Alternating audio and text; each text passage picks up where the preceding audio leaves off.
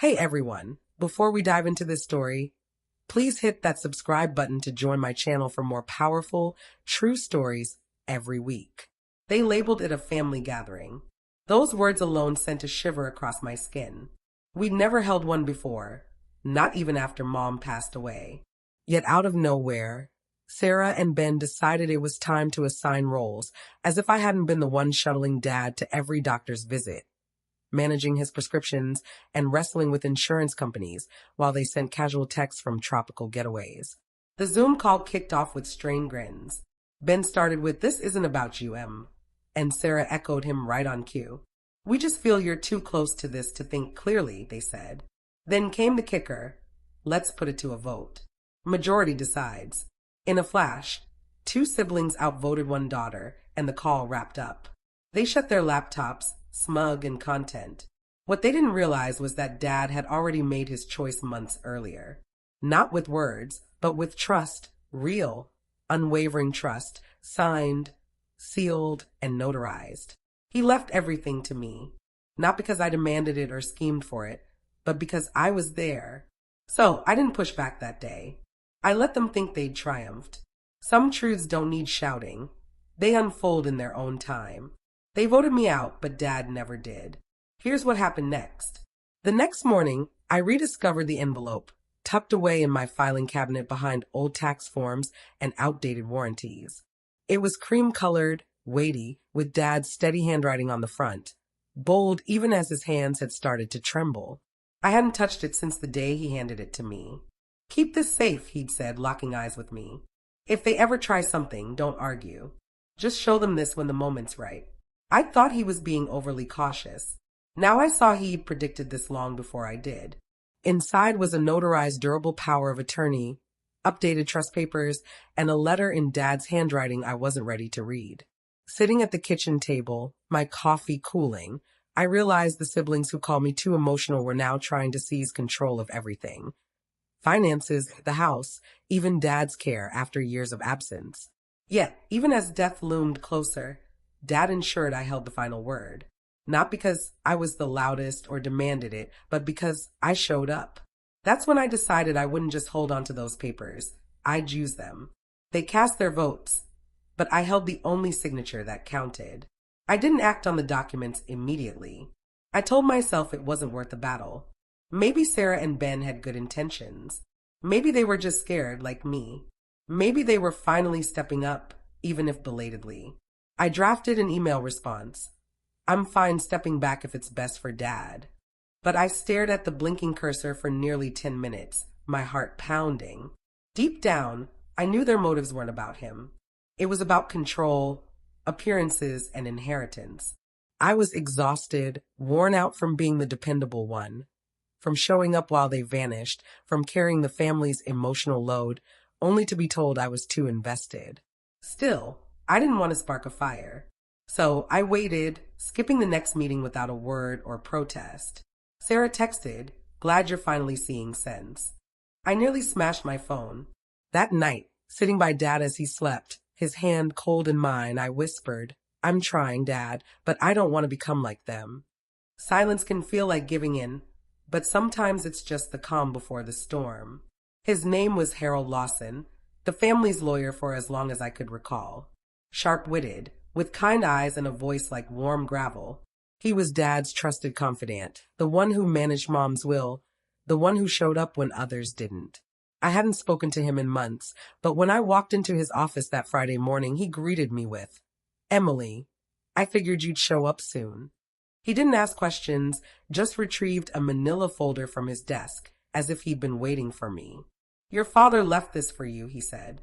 "He knew you'd know when to use it." Inside were copies of everything, trust documents, health directives, legal authority, all naming me. Not shared, not conditional, just me. I leafed through them, my throat tight. There was also a sealed note with a single line on the front. "Don't let them rewrite the narrative." Lawson met my gaze. "Emily, your father was clear-headed. He knew exactly what he was doing. You were the one who stayed." I didn't cry then, but something steeled inside me, like standing taller wasn't optional anymore. It was my duty. I wasn't the favorite or the loudest. I was the one who stayed. The next meeting wasn't virtual. They insisted on meeting in person, like grown-ups, at Dad's house. When I pulled into the driveway, Sarah's SUV was parked sloppily as always, and Ben's sports car gleamed with self-assured polish. I sat in my car for a moment, gripping the wheel, the envelope resting on the passenger seat like a quiet ally. I didn't feel brave, just steady. The kind of steady that comes when you've already decided what you're willing to sacrifice. Inside, they were seated around the dining table, the one Dad built when I was 10. They barely glanced up as I entered. "Nice of you to show," Sarah said, her tone sharp. Ben added, "We're ready to settle this." I said nothing, just set the envelope on the table with purpose. I didn't open it or slide it toward them. I let it sit there. Sarah frowned. Ben smirked. "You think some papers will undo our decision," he said. I looked at them both and said, "You had your vote." "So did he?" No shouting, no pleading, just a calm statement and the envelope that would unravel their plans. "You wanted a meeting. I brought the truth." Sarah grabbed the envelope before I could react. "Is this a threat, Emily?" "No," I said. "It's protection." Ben flipped through the pages, scoffing. "This won't hold up. He wasn't well, you know that." But the notary stamps were undeniable, the dates clear, signed before Dad's health faltered. Sarah's voice grew sharp. "You coerced him, took advantage. That's why he didn't tell us." I didn't argue. I just played the voicemail on my phone. "Hey, sweetheart, I signed the papers today. Hope that gives you some peace." Ben paced. Sarah looked rattled, but their pride wouldn't let them yield. That week, they fought back. Sarah emailed the hospital to block my access. Ben contacted Dad's financial advisor, claiming I was unstable.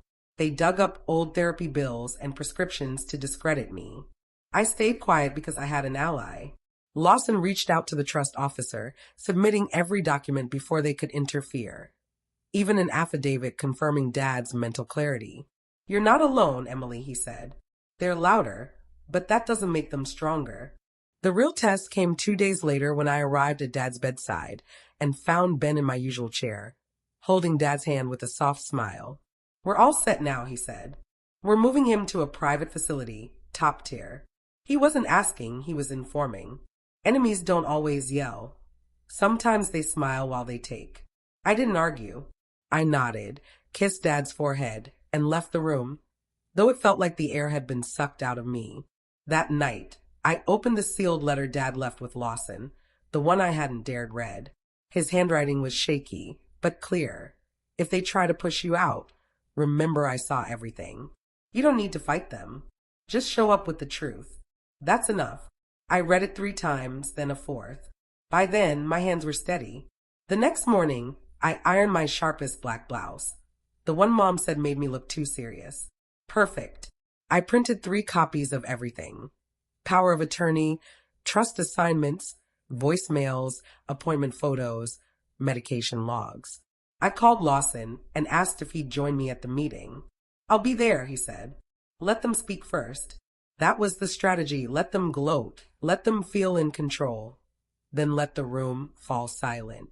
The bank's conference room felt colder than I remembered, all glass and neutral walls. Ben wore a designer blazer like a shield. Sarah had a stack of papers, projections, schedules, a PowerPoint I was never meant to see. They looked poised, assured. The trust officer arrived, then Lawson. Sarah's jaw tightened. "Why is he here?" she asked. "He's here for my father," I said. "So am I." Sarah launched into her concerns about my mental state, citing therapy from years ago. Ben chimed in, mentioning a time I forgot a prescription as a teenager. I let them talk, let them spin their story. Then I placed one folder on the table. "This is Dad's voice," I said. "Not mine, not yours, his." Inside were notarized documents naming me sole trustee and medical proxy, plus an audio file. I pressed play. "Emily, if you're hearing this, they tried to take over. I trust you. Only you." Silence. The trust officer cleared his throat. "These are clear, binding, and witnessed. Without a legal challenge, Miss Carter retains authority." Ben opened his mouth, but nothing came out. Lawson folded his hands. "Your father made this choice 6 months before his decline. I was there. He was fully competent." Sarah stood, her papers crumpling. This is manipulation. I met her gaze. No, this is what happens when someone shows up and others don't. She had no response. The meeting ended. I walked out without looking back. They voted in secret. I answered in the open, not with anger or vengeance, but with truth. There were no fireworks, no dramatic exits, just the quiet click of the bank door and the hum of traffic as I stepped into the sunlight. My hand stayed steady, which surprised me. In my bag were the original documents Dad signed before they tried to erase me, quiet, weighty, permanent. In the parking lot, Sarah's voice followed me. "You think this makes you better?" she hissed. "No," I said. "It just means I showed up." She didn't reply. Maybe there was nothing left to say. At home, I tucked everything back into the lockbox, labeled it, and sat at the kitchen table where I'd first opened Dad's envelope. I expected relief or triumph, but instead, I felt clarity. Dad didn't choose me out of favoritism. He chose me because I didn't need to be the loudest or the most visible. I just needed to be trusted. They tried to drown me out, but I had the only voice that mattered, his. The next few weeks were filled with paperwork, silence, and their lingering resentment. Ben and Sarah stopped speaking to me directly, but their lawyer reached out, contesting the trust, claiming Dad wasn't of sound mind, that I'd influenced him. Lawson handled it cleanly, submitting medical evaluations, recorded logs, and Dad's lucid journal entries. "They're not fighting to win," Lawson said. "They're fighting because losing is easier than admitting defeat." I kept my promise to Dad, finalized the estate, honored his medical wishes, paid his last bills, and donated his veterans' benefits as he wanted. When the letter arrived confirming the trust was closed and irrevocable, I didn't cry. I placed it in the lockbox and whispered, "It's done." Something had changed, not just the papers or rolls, but me. I wasn't the quiet daughter in the shadows anymore. I was the one who carried the weight and never let it fall. They tried to drag me into court, but I stood where Dad left me, steady. The morning he passed, the house was still. No beeps, no nurse whispers, just sunlight filtering through curtains and the faint scent of lemon oil from his nightstand. He was gone, his hands still warm, as if he'd waited for the dawn. I sat with him for an hour, present, not tearful. There was no need to call Sarah or Ben. They'd chosen their distance weeks ago. Their absence once stung, but now I understood. I didn't need their validation because Dad had already seen me. At the funeral, I didn't speak or read his letter or justify myself. I placed a photo on his casket, the last one of us, on the porch with coffee and quiet smiles. People asked where my siblings were. I shrugged. Sometimes absence speaks louder than words. Afterward, I walked home alone. No chaos, just silence. But for the first time, that silence felt like peace, not punishment. They called me invisible, but the one who mattered always saw me. And now I see myself. I still live in Dad's house, not because it's mine on paper, but because it holds his echoes. The creak of his chair, the hum of the faulty porch light, the lingering trace of his cologne in the hall. This spring, I planted marigolds, stubborn, sun-loving flowers, like he always said I was. Sarah and Ben never reached out again. No apologies, no resolution. But here's the truth no one says aloud. Sometimes closure isn't a talk, it's knowing. Knowing you stayed true, that you didn't shout just to be heard, that silence born of strength roars louder than thunder. I don't carry resentment. I carry his letter, his saved voicemail, the memory of a man who, in his final years, made one clear choice. You're the one I trust. I didn't win a war. There was no winner. There was just a daughter who showed up and a father who saw her. They tried to bury me in silence, but I walked away with the truth. Have you ever been sidelined by those who once called you family? Share your story in the comments. It might help someone feel seen.